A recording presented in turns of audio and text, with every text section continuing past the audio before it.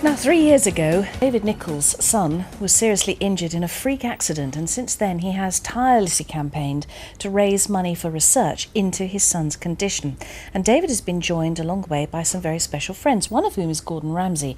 And together they've created Off Duty, a recipe book filled with some of the world's greatest chefs' recipes that they use when they're at home. And they join us now. Welcome. Good morning. Good morning.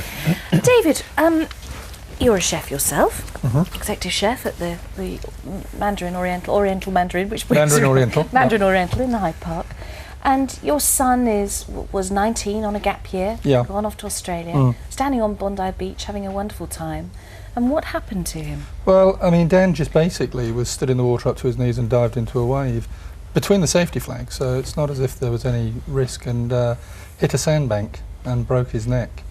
And it was just really that simple. And the tragedy of it is now, in hindsight, you know, we've discovered that 2 kids a week break their backs or necks on the beaches in Sydney, and you know, we had no idea of that. Are there any warning signs? No. There's a walk all along the beaches. It takes in about 5 beaches from Bondi to Coogee, and I walked specifically to see, and there's absolutely zero signage.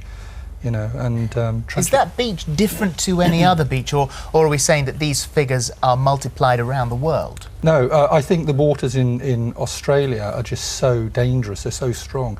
You know, there's another lad on the next bay up to Dan on the same day that Dan was put into hospital. He was put into hospital within an hour and a half. His name's Mark, and ironically only lives 7 miles from where we live in the UK. And he was swimming, but the power of the waves are so big, you know, it dumped Mark, literally picked him up and slammed him on the sand, and he broke his neck same level. Well, anyone who's tried a little bit of surfing, even in Cornwall, know how you can get really dumped from a wave. Absolutely. But 2 a week, I can't believe it. I know that when you obviously flew straight over to be with Dan when the accident happened.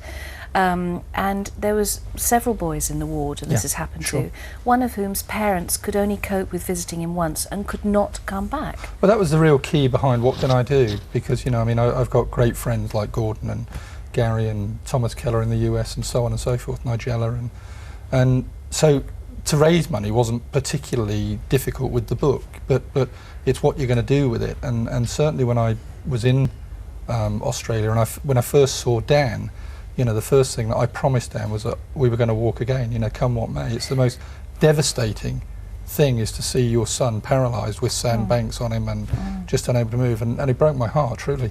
And but there was a lad there that his parents came to see him once and never came back, you know, and asking the questions, you know, are they educationally challenged? They're not. Perfectly good, normal, middle-class background, but just couldn't stand the trauma. Cope with the trauma. But to leave a 19-year-old in that condition for life.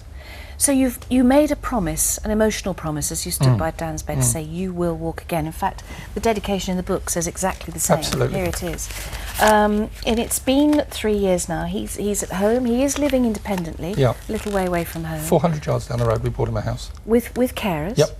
And the extent of his injuries are what? Dan's paralysed. He broke at C4, C5, or 4-5, and which basically means Dan can move his arms but not his hands, and then everything below that is not working.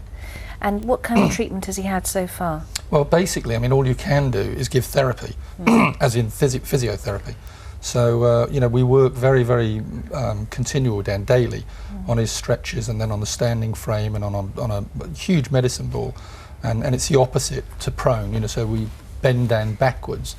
Because obviously, being in that condition, you tend to want to come forward in the body, but therefore breaking down across the board is really good for him. Because the muscles sort of shrink down. Or you want to and that's what you really want to do. But he's just an amazing guy. Have things started to move? Have you seen any progress? Dan, about 6 months ago, said that he could move one of his feet, you know, and could lift his leg. But Dan's on bed rest at the moment because of severe pressure sores. You know, but these things, when they come back, they're minute.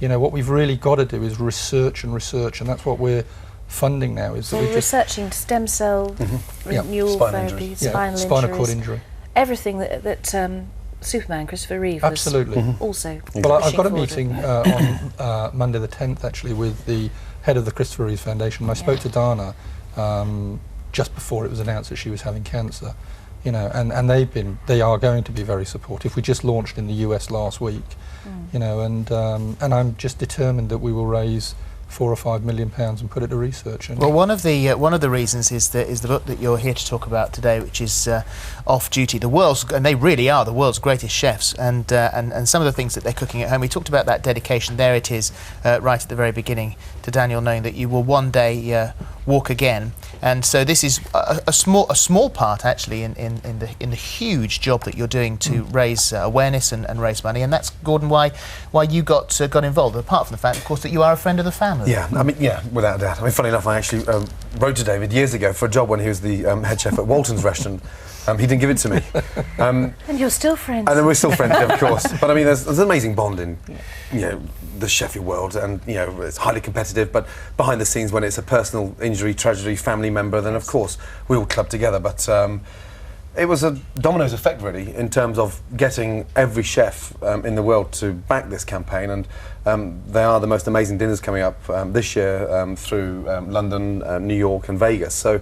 A nice letter, a quick phone call, and it was within 24 hours before everyone jumped on the bandwagon. So it's quite a nice story to see what we do behind the scenes in terms of how we sort of spend downtime and chefs eat all sorts because we graze all day long. So when we get home, we pick again. So the idea Off Duty was David's idea, and it wasn't chefy led in terms of long-winded recipes. It's very easy, straightforward, and when you look at the collection of names, I mean, it's the sort of the Oscar list of chefs across the world. Absolutely. Well, yes, and any flick through. There's your page there. One of your recipes: salad of smoked eel, new potatoes, and horseradish cream. Absolutely beautiful. And then if we just sort of flick through here, David Nicholls, then stopping at Thomas Keller, Sean Hill. Lovely so these are sort of Anton Feld, Those photographs Edelman. make a book, and they also make it very expensive. And I know you put up a lot of money yourself, didn't you, for this yeah, book? I mean, rather than going through a normal print deal, I really wanted to maximise the amount of money that we can make. So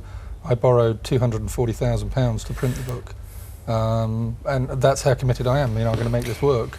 And 100% of the revenue from this book goes straight to the charity. Yeah, what I've got a distributor now through HarperCollins, and that was an amazing story in as much that Brian Murray, who's the global chief executive of HarperCollins, his brother-in-law broke his neck 6 years ago. So to print the book is easy. To find a distributor is the hardest thing in the world. But HarperCollins, being the biggest distributor, said, "Look, we want to do this."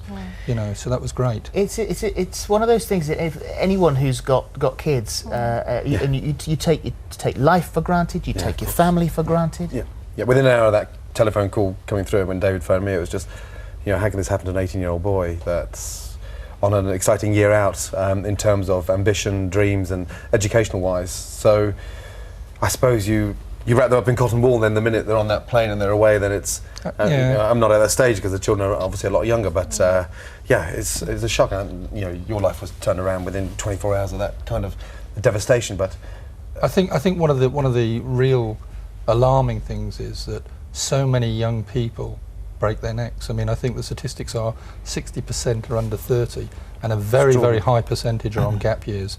And whether or not it's the release of examinations away from mum and dad, and they want to do everything that they've ever wanted to do, rock climbing, abseiling, bungee jumping, and that sort of stuff. But of course, the dangers are that much greater in those things. And incidentally, when Dan's accident happened in Australia, very, very fortunate we had insurance, and that paid for Dan to come home, but that was £55,000 just to get Dan home. And I've just been to Stoke Mandeville last week and talking to Dan's consultant. There's a young lad that's just broke his neck in Belize, and similar age, exactly the same thing, swimming, and his parents have actually got to foot the bill for his flight back because they didn't have insurance. So on top of all that tragedy, then you face, well, I've got to sell my house just to get him home.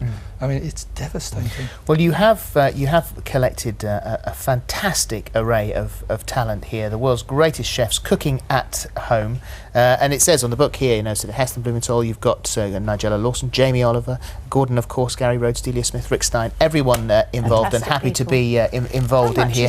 And also the charity dinner, of course, that you mentioned. Not to forget that's on the 11th of May here. What we'll do is we'll put all details of that onto our website. So if you're interested in what is going to be an astonishing night of culinary delights, Wonderful chefs cooking. have a look at our Fireworks. website, itv.com/thismorning. Give us an hour or two to get that on, and then all the details will be there. And is it already there? My God, that was quick, wasn't it? Look at that. They're on the ball, these Fingers boys. like 10 little pink maggots running up and down that keyboard. Absolutely brilliant. Thank you very Not at all. much Thank you indeed to you for both. coming Thank in. you. And Thank you very much. Will you wish him well? We will from indeed. us? Thank you. Yes. Thank you. Thank you. Thank you. It's your second chance